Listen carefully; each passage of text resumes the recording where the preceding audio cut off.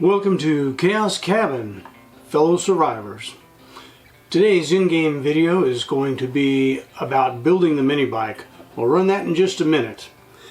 Having a MiniBike is an absolute game changer because in addition to being able to travel long distances much faster, you can travel them much safer because nothing can catch you. The zombies can't outrun you, the dogs can't outrun you, you can even travel at night if you wish.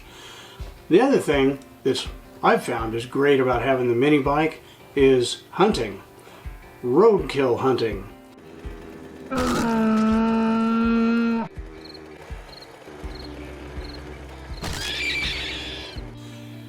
I have ran over more pigs, deer, chickens, and rabbits than I've ever shot with a bow or a gun. It's just a game changer. So let's take a look at that video right now.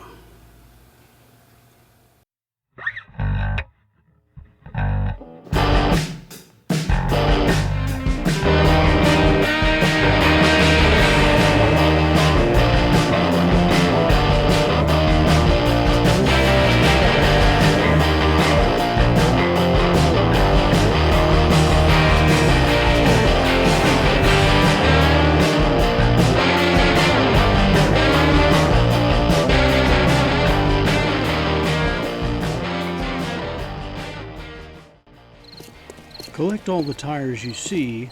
They won't all produce a tire, but you want to get as many as you can and then combine them at the workbench.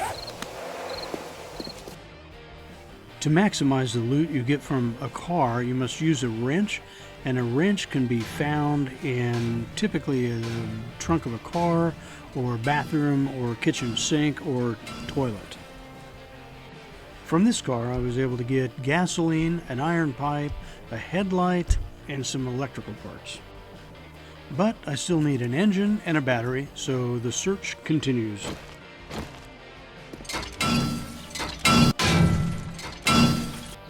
Well, it took a few cars, but I was finally able to get an engine, a battery, more fuel, and some more iron pipe. Okay, let's get started. I am back at the base where I have my workbench, and my first task is to make a standard set of handlebars.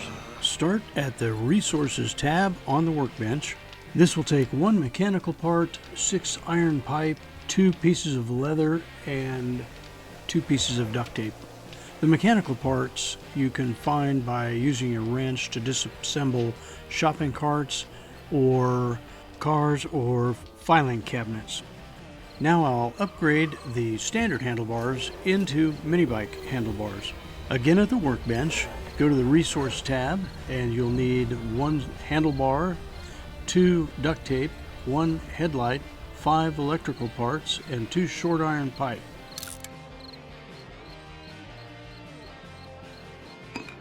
Now set the handlebars aside and we'll go on to the next component. Next up, I need to make the MiniBike seat. To do that, I'm going to need 4 rolls of duct tape, 7 pieces of leather, 3 pieces of cotton, and 4 short iron pipe. That's done, so I'll set it aside, and next I'll build the frame.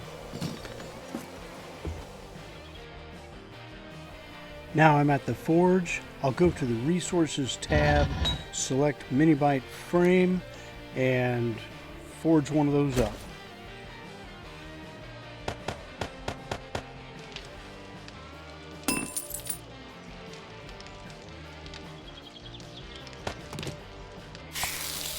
Alright guys, I have either scavenged or built everything I need to build a MiniBike. So I'm going to get everything collected and in my inventory, and then I'm going to go outside and we'll put this thing together. It is a beautiful day in the apocalyptic neighborhood. As you can see, I've got all my parts and pieces down here in the hotbar. So let's put this thing together. Select the MiniBike frame, aim it at the ground, and then place it like you do any other block. Approach the frame, Select it, hold down on the select button, and then choose that top icon. Now select one of the MiniBike parts and press in on the right thumbstick to install it. The order does not matter. Now to ride it, just approach it and follow the on-screen directions, and the bike starts up, but I cannot drive it. Now why is that? Let's get off and take a look. Select it, hold down, and pick that icon right there on the right, and you can see that we have no fuel. In the apocalypse, a mini bike will start and run, but it won't go anywhere unless you have fuel. Let's go get some fuel. As a side note, remember there is no AAA in the apocalypse, and if you run out of fuel, you're basically looking at a long walk. Okay, with fuel either in your hotbar or in your inventory, press the refuel button. Alright, let's ride this badass machine. Approach the bike and tap the select button.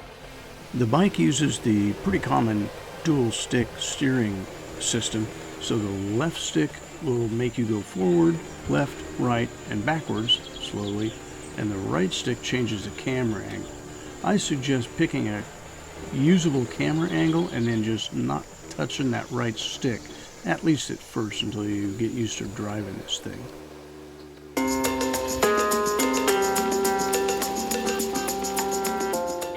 You can use the right stick to look around as you drive, but it's pretty disorienting.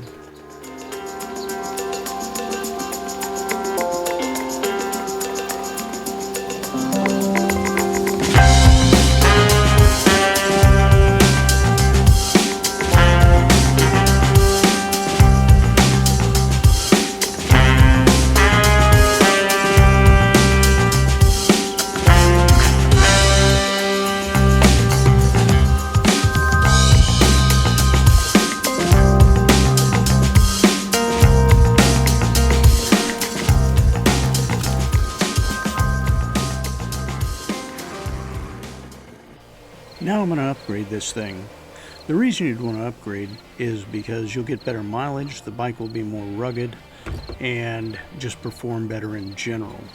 I'll use the same menu I used to assemble the bike to disassemble the bike. And then I'll use the Workbench to combine all the pieces and reassemble the bike.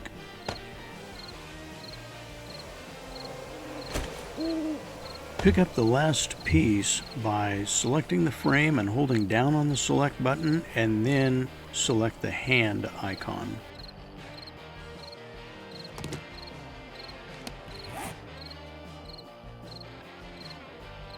Now over to the Workbench, and I will combine all these parts.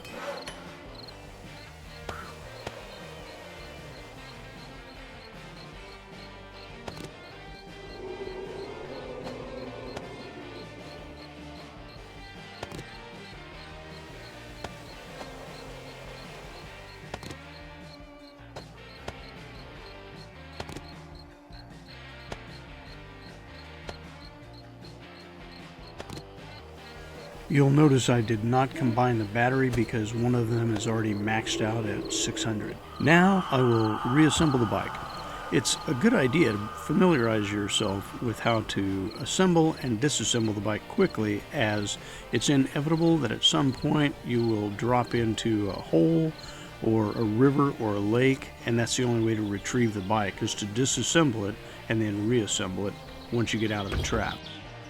So here I have reassembled it out on the road, and I'm going to install this basket, and you can see how much added space it provides. That gives me another 18 items I can carry, and that is a huge improvement.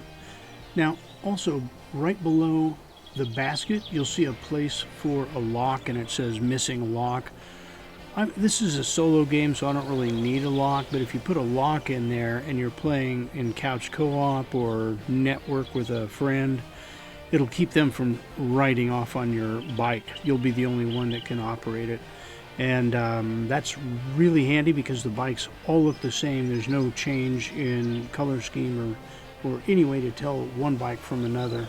So if you're playing with friends, I suggest putting on the padlock.